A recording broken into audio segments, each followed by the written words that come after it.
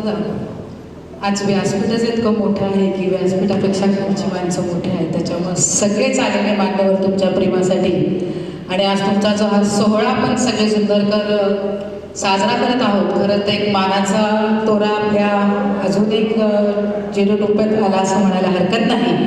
असो, खरंच सुंदर आपण सगळेच म्हणतो की सुंदर शहरात ताईंनी आईंनी कष्ट, आतोदादांचे कष्ट, पण आपली ही मातीच अशी की या कष्टाला यशच आहे की तुम्ही या मातीमध्ये जेव्हा शिवरायांचा जन्म झाला, जेव्हा जिजाऊंनी त्यांना घडवलं, त्याच काळात तसंच या आईंनी तुम्हाला घडवलं. आणि आई तितकीच कर्तृत्वान आणि मुलगा पण महाराजांसारखाच तितकाच कर्तृत्वान, कारण या मातीचे गुण तसे आहेत ते आपण विसरता कामा नाही.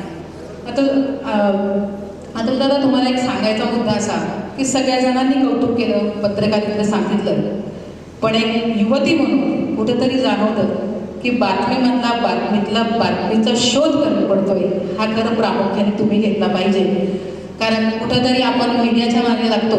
सोशल मीडियामध्ये आजपर्यंत इतकं आपण पसरलेलो आहोत, आणि प्रिंट मीडिया जरी थोडा कमी झाला असला तरी आपला जो बाकीचा मीडिया आहे तो हल्ली अगदी on a tip of finger आपण म्हणतो तसा आहे. पण त्याचं बरेच वेळा काही जण काही बघत नाही, सातत्य तपासत नाही. त्याच्यामुळं सगळ्यांच्या वतीने एक छोटीशी विनंती की थोडासा कुठंतरी बदल, नाही का, की जी बातमी पूर्वीची लोक शोधायची त्या बातमी मागची बातमी शोधणं आता गरजेचं झालेलं आहे. आणि तुमच्या लेखणीतनं तुम्ही हे फटकारलंच पाहिजे, चुकीला माफी नाही, मग तो राजकारणी असो, समाजकारणी असो किंवा कोणी असो. अशी एक माफक छोटीशी अपेक्षा आम्ही सुंदरकरांच्या वतीने तुमच्यासाठी करतो. खरंच ही अभिमानाची गोष्ट आहे की आज आपल्या सुंदर तालुक्यातला एक युवक म्हणा की महाराष्ट्र राज्यपदावर जातात. तर तुम्हाला एक छोटीशी गोष्ट सांगते. 8 ते 9 वर्षापूर्वी राजकारणात एंट्री झाली. तसं राजकारणाचा बालकडून होऊनच जन्म झालेला, कारण 4थी-5वी पिढी आज राजकारणात, समाजकारणात आहे. पण पहिल्यांदा राजकारणात आले तेव्हा मला आठवते, आपलं पंचलिंगाजवळ आपलं ऑफिस होतं. तुम्ही मला फोन केला की ताई तुमचा इंटरव्ह्यू घ्यायचा आहे. आणि मी म्हटलं, दादा इंटरव्ह्यू वगैरे घ्यायची मला सवय नाही किंवा द्यायची नाही.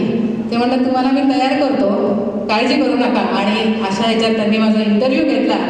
आणि तीच पहिली वेळ की जिथं मी इंटरव्ह्यू द्यायला सुरुवात केली, आणि ह्या छोट्याशा समारंभातनं माझी कुठंतरी सुरुवात झाली. आणि तुम्ही मला केलं, आपल्या तालुक्याचे आमदार, माजी आमदार, पाणीदार आमदार अतुलदादा बेनके यांचंही सगळ्यांच्या वतीने मी सहर्ष स्वागत करते.